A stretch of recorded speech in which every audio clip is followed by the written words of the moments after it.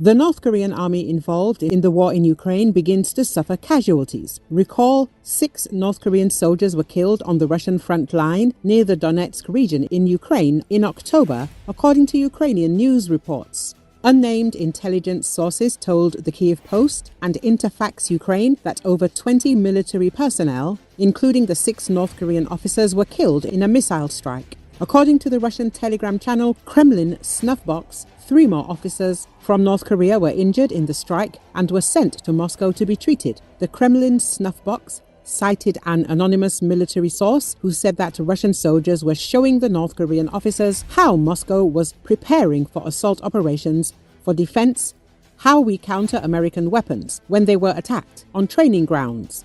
The first clashes between Ukrainian forces and North Korean troops took place in the Kyiv-controlled Kursk region in Russia on October the 25th. All but 1 of the Koreans were killed. Some Ukrainian special units have now been transferred to Kursk. They are being given quite serious equipment, and the task is very clear. On the one hand, Ukraine is trying to tell them that if you surrender, we will give you good conditions. On the other hand, if you do not give up, we will hunt you down.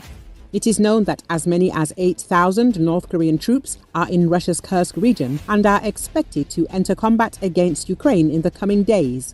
US Secretary of State Antony Blinken, speaking alongside Secretary of Defense Lloyd and their South Korean counterparts in Washington, said the troops have been trained in artillery, UAVs, basic infantry operations including trench clearing, indicating that they fully intend to use these forces in frontline operations. Although the US has not yet seen the troops engaged in the actual fighting, Blinken warned Thursday that should these troops engage in combat or combat support operations against Ukraine, they would become legitimate military targets. The 8,000 North Korean troops now in Kursk represent a majority of the 10,000 the US says were deployed to Russia. The announcement of their impending use in combat comes as the US and its allies weigh how to respond to the escalating military partnership between Moscow and Pyongyang.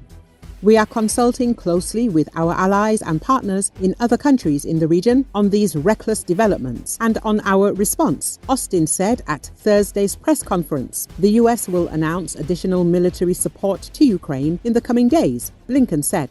Ukrainian forces have held territory in Kursk since launching a surprise incursion into the Russian border region in August. Ukrainian President Volodymyr Zelensky, who called for South Korea to take a more active role in supporting Kyiv, warned Thursday that when the North Korean troops are deployed, they will be pushed forward, sustaining heavy losses as Russia tries to minimize its own troop mobilization.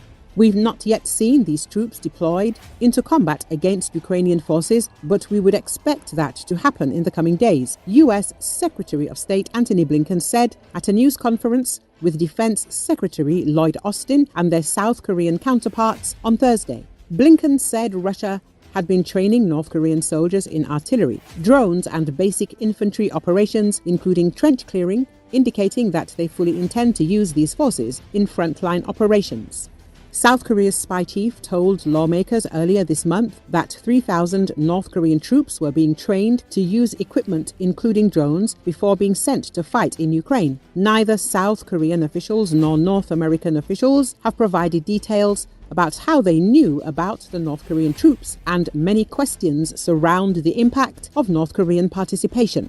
What do we know about the North Korean troops? Reports of North Korean troops arriving in Russia's Kursk region to help Russian troops fight off a Ukrainian border incursion began more than a week ago.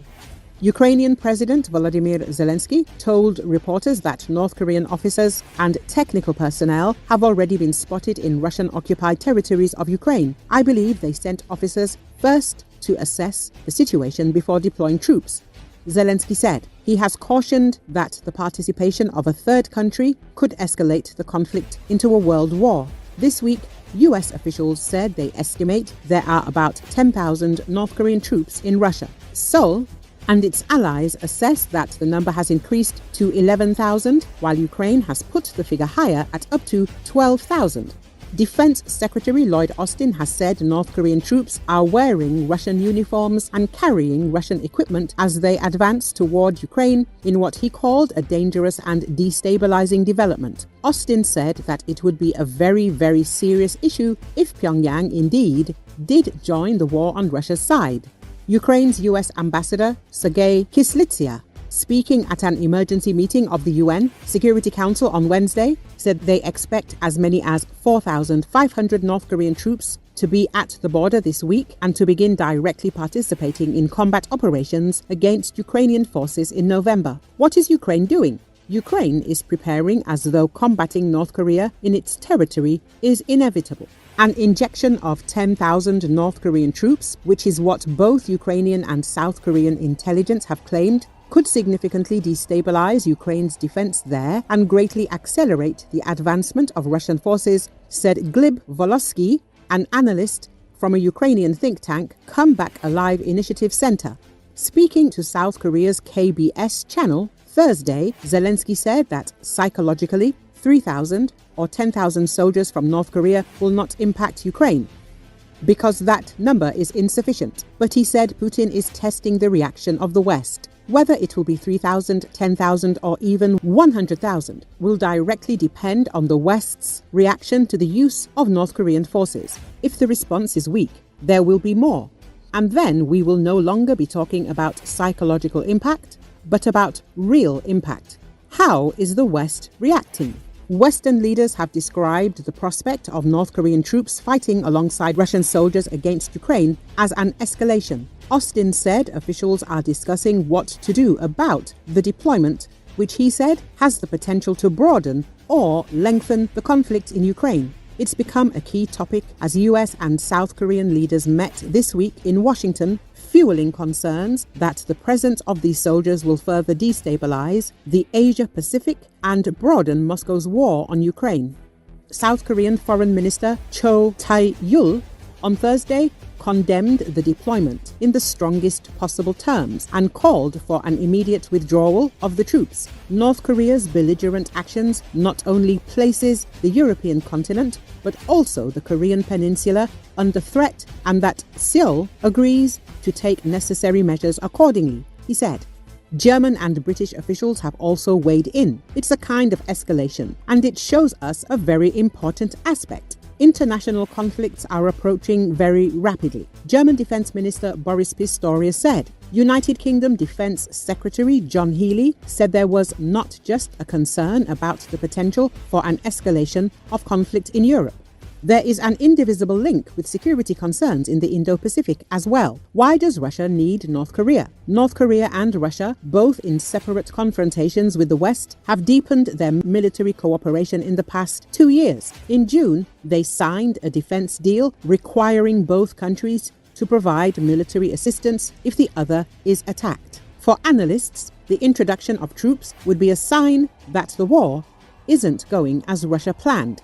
I think Ukraine is wearing down the Russian army as we talk. You don't get thousands of soldiers from North Korea if your war is going well, said Justin Crump, a former British tank commander who heads Sibylline, a strategic advisory firm. You don't require them.